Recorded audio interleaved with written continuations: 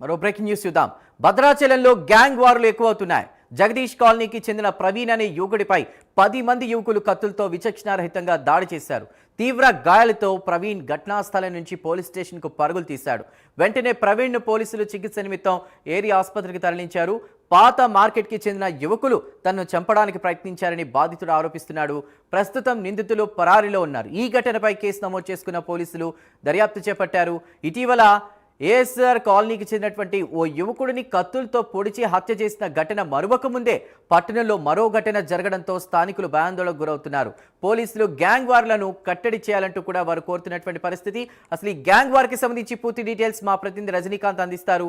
రజనీకాంత్, చందు, భద్రాచల పట్టణంలో వరుస gang war ఘటనలు చోటు చేసుకున్నాయి. ఇటీవల కాలంలో గడిచిన వారం 10 రోజుల క్రితం ఒక గ్యాంగ్ వార్ లో యువకుడు కూడా చనిపోయాడు. భద్రాచలం పట్టణం ఏఎస్ఆర్ కాలనీ చెందిన యువకుడిపై మరో ఒక గ్యాంగ్ దాడి చేయడంతో యువకుడు చనిపోయాడు. ఆ ఘటన మరొక ముందుకే జగదీష్ కాలనీ చెందిన ప్రవీణ్ అనే యువకుడిపై పాత మార్కెట్ సంబంధించిన యువకులు 10 మంది సుమారు యువకులు కత్తులతో మొత్తం రాడ్లతో మొత్తం అతనిపై విరుచుకుపడి నిన్న సాయంత్రం పొడిచారు. పొడిచిన తర్వాత ఆ సందర్భంలో అతను ప్రవీణ్ మాత్రం ప్రాణాపాయ నుంచి బయటపడి ప్రాణాపాయ స్థితిలో ఉండగా అక్కడి నుంచి తప్పించుకున్న గ్యాంగ్ వార్ నుంచి తప్పించుకొని పోలీస్ స్టేషన్ దగ్గరలో ఉన్న పోలీస్ స్టేషన్ కి వెళ్ళడం, పోలీస్ స్టేషన్ దగ్గరికి వెళ్ళిపోయి కింద పడిపోవడంతో పోలీసులు గమనించి వాళ్ళంతా స్థానిక పోలీస్ కానిస్టేబుల్స్ తో పాటు ఏఎస్ఐ గమనించి అతన్ని అంబులెన్స్ లో అక్కడి నుంచి ఏరియా ప్రభుత్వ ఆసుపత్రికి తీసుకెళ్లారు. ప్రథమ చికిత్స చేసి 2 ఆపరేషన్లు చేశారు. దాదాపు పొట్ట భాగంలో 3 చోట్ల కత్తిపోట్లు కూడా పొడిచినట్టు కూడా డాక్టర్లు పోలీసులు కూడా తెలుస్తున్న పరిస్థితి. ఈ ఘటనకు సంబంధించింది కూడా జగదీష్ కాలనీకి సంబంధించిన ప్రవీణ్ తన స్నేహితుడు సునీల్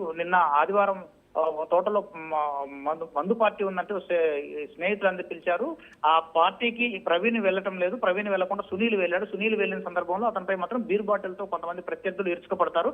ఆ విషయాన్ని సునీల్ ప్రవీణ్ కు తెలియజేస్తారు. సునీల్ తెలియజేసిన తర్వాత సునీల్ పై కొంతమంది దాడి చేశారని ప్రవీణ్ కి చెప్పడం, ప్రవీణ్ కూడా ఎవరెవరైతే దాడి చేశారో అంటూ వాళ్ళకి ఫోన్ చేసి ఎందుకు సునీల్ మీద బీర్ బాటిల్ తో దాడి చేశారని వాళ్ళని హెచ్చరిస్తారు. నువ్వు ఎక్కడున్నావు ప్రస్తుతం అని చెప్తే అతను ప్రవీణ్ అనే వ్యక్తి ప్రస్తుతం నేను సత్తుపల్లి నుంచి భద్రాచలంకి దగ్గరలో వస్తున్నాను, వచ్చిన తర్వాత మాట్లాడుతుంటారు. వచ్చిన తర్వాత ప్రవీణ్ తన స్నేహితుడు సునీల్ తీసుకుని వెళ్ళి పాత మార్కెట్ కు వెళ్ళారు. పాత మార్కెట్ కు వెళ్తారు. అప్పటికే కాపు కాసుకొని ఉన్న కొంతమంది 10 మంది సుమారు యువకులు, మొత్తం అంతా యువకులు దాదాపు 18 నుంచి 16 సంవత్సరాల యువకులు కాస్త అతనిపై ఒకసారిగా 2-3 కత్తులతో ఇరుచుకపట్టడం, ప్రవీణ్ అక్కడి నుంచి పరుగులు తీసుకుంటూ పోలీస్ స్టేషన్ వరకు వెళ్ళడం, పోలీస్ స్టేషన్కి వెళ్ళిన తర్వాత అక్కడ కింద పడిపోవడంతో అతను మాత్రం తీవ్ర గాయాలైతే అతన్ని ఆసుపత్రి తరలిస్తారు. ఈ గ్యాంగ్ వార్ ఘటనపై మాత్రం భద్రాచలం పోలీసులు కూడా సీరియస్ గా వ్యవహరిస్తున్నారు. ఇప్పటికే ఏఎస్ఆర్ కాలనీకి సంబంధించింది గత వారం 10 రోజుల క్రితం ఏఎస్ఆర్ కాలనీలో యువకుడిని మాత్రం గ్యాంగ్ వార్ లో కొట్టుకున్న ఘటనలో మాత్రం అతను కూడా 3-4 రోజుల తర్వాత చికిత్స పొంది మృతి చెందాడు. ఈ ఘటనపై 2 ఘటనలపై పోలీసులు సీరియస్ గా వ్యవహరించారు.